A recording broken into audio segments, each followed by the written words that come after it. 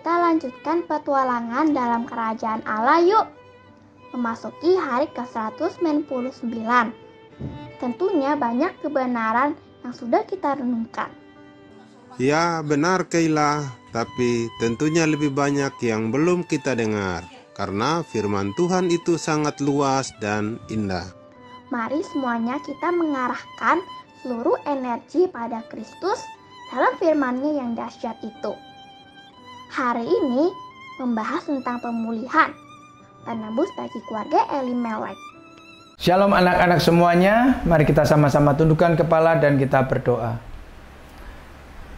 Bapa dalam sorga, kami bersyukur dan berterima kasih jikalau Tuhan sudah menolong kami, memimpin kami dalam perjalanan iman kami hingga hari ini kami boleh ada. Tuhan, kalau sebentar kami akan belajar kebenaran firman-Mu, tolonglah kami supaya firman yang kami pelajari itu tertanam dalam hati kami, mengoreksi hidup kami, dan menjadikan kami untuk mampu berjalan di dalam iman kepada Yesus Kristus di hari-hari mendatang.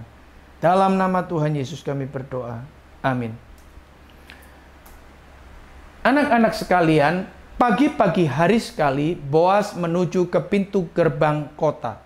Pada zaman itu, pintu gerbang kota mempunyai arti yang sangat besar karena di pintu gerbang kota itulah biasanya tua-tua daripada bangsa Israel, pemuka-pemuka daripada bangsa Israel, orang-orang cendekiawannya berkumpul di tempat itu untuk membicarakan tentang permasalahan-permasalahan yang sedang terjadi di kota itu dan membicarakan bagaimana cara menanganinya. Dan banyak orang juga yang datang mencari nasihat di tempat itu juga. Kedatangan Boas ke tempat itu sebenarnya adalah untuk menantikan satu saudaranya yang diharapkan untuk bisa menebus tanah daripada milik keluarga Elimelek. Karena orang itulah yang punya hak yang pertama untuk menebusnya. Tak lama kemudian maka datanglah orang itu dan Boas mengajaknya untuk duduk bersama membicarakan hal tersebut. Waktu itu orang-orang yang ada di pintu gerbang tersebut diminta oleh Boas untuk menjadi saksi pembicaraan antara Boas dengan saudaranya tersebut. Dan orang-orang itu menyetujuinya. Maka segeralah Boas mengutarakan apa yang menjadi tujuannya memanggil saudaranya tersebut. Boas mengatakan, "Saudaraku, hanya aku dan engkau yang punya hak untuk menebus tanah daripada milik keluarga Elimelek. Tapi engkaulah orang pertama yang berhak untuk menebusnya. Apakah engkau bersedia?" Maka orang tersebut sangat bersedia. Karena di dalam pikirannya, aku akan mempunyai aset tanah yang lebih banyak lagi. Ketika orang tersebut setuju, maka Boas menambahkan kalimat, "Tetapi jikalau engkau mau membelinya, menebusnya, engkau juga harus mengambil Rut yang adalah janda daripada Mahlon yang telah meninggal tersebut menjadi istrimu juga." Mendengar perkataan itu, orang tersebut membatalkan niatnya untuk membeli atau menebus tanah daripada keluarga milik Elimelek. Dengan mengatakan atau dengan alasan hal tersebut akan merusak milik pusakanya.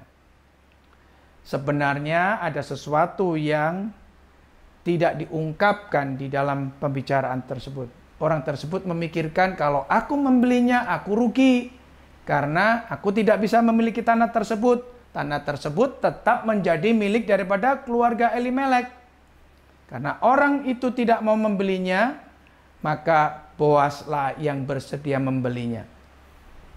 Dengan mengatakan, "Saudaraku, kalau kau tidak mau membelinya, maka sekarang akulah yang membelinya tanah daripada Naomi atau keluarga Elimelek tersebut. Sekaligus aku mengambil Rut untuk menjadi istriku. Jikalau engkau setuju, berikan salah satu kasut kakimu kepadaku. Di dalam zaman itu, untuk membuktikan bahwa dia setuju dan sah, maka orang yang menyetujunya harus menyerahkan salah satu kasut kakinya atau sepatunya. Maka segeralah orang tersebut memberikannya kepada Boas. Dan Boas meminta kepada seluruh orang yang hadir untuk menjadi saksi bahwa hari itu Boas telah membeli tanah Naomi atau keluarga daripada Elimelek, sekaligus mengambil Rut menjadi istrinya. Dan orang-orang tersebut semua telah tahu, dan orang yang banyak tersebut mengucapkan berkat kepada Boas dan Rut. Setelah sekian lama, maka Tuhan mengaruniakan anak laki-laki kepada Boas dan Rut. Sekalipun anak ini adalah anak daripada Boas dan Rut, tetapi anak ini tidak menjadi milik Boas dan Rut. Karena anak yang lahir ini harus meneruskan garis keturunan daripada keluarga Elimelek, khususnya Mahlon yang telah meninggal dunia. Anak-anak yang dikasihi Tuhan, saat itu maka anak ini yang masih kecil digendong oleh Naomi, dan para tetangganya yang wanita itu segera berkumpul melihat, menengok bayi yang sedang digendong oleh Naomi dengan mengatakan, "Berbahagialah engkau Naomi di masa tuamu. Ini adalah satu penghiburan di masa rambutmu yang telah memutih ini." Dan semua tetangga itu sepakat untuk memberi nama anak ini Obed, yang artinya adalah pelayan atau hamba. Anak-anak yang dikasihi Tuhan, kalau kita mengingat cerita yang lalu, sebenarnya Naomi ini adalah orang yang sudah tidak lagi punya pengharapan. Sudah jatuh miskin, sudah tidak mungkin garis keturunannya akan bisa berlangsung dalam jangka yang panjang. Tetapi dengan apa yang dilakukan Boas, Naomi menjadi orang yang kembali mempunyai pengharapan. Anak yang diberi nama Obed ini adalah kakek daripada Daud.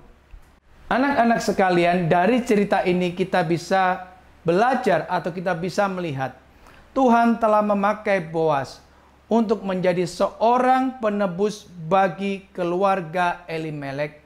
Artinya bahwa Boas dipakai oleh Tuhan untuk kembali membangkitkan, memulihkan garis keturunan daripada keluarga Elimelek.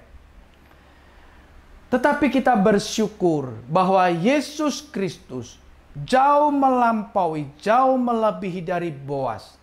Karena jikalau Boas hanya menebus dari satu keluarga, maka Yesus Kristus tidak hanya menebus satu keluarga, tetapi Yesus Kristus menebus bagi seluruh umat manusia.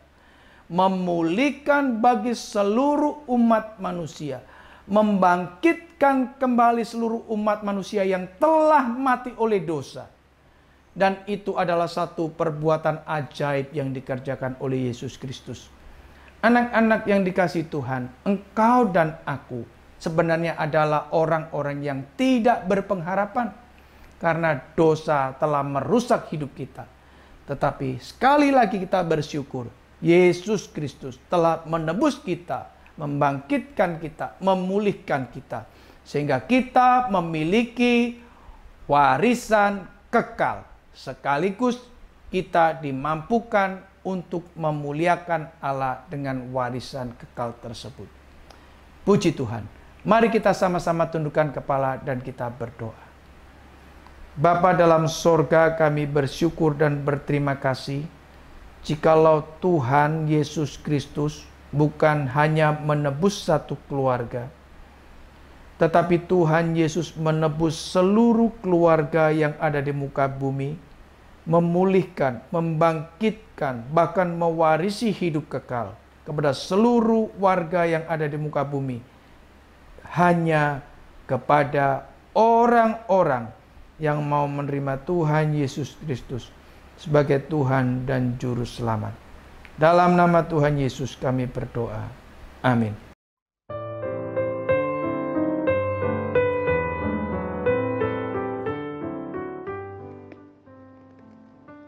Keila pikir-pikir, sebagai orang beriman, kita ini enggak lebih baik daripada orang lain.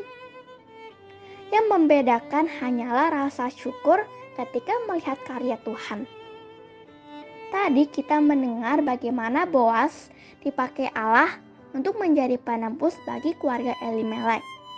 Dan itu membuat Naomi serta Rut bersyukur. Nah, apalagi umat Tuhan saat ini, pasti lebih-lebih lagi syukurnya. Karena semua itu hanyalah bayang-bayang dari penebusan Kristus yang sanggup memulihkan seluruh umatnya. Sehingga semuanya mendapat warisan yang bernilai kekal. Supaya lebih jelas sebelum nonton YouTube, besok baca dari 1 Samuel pasal 1. Bye-bye!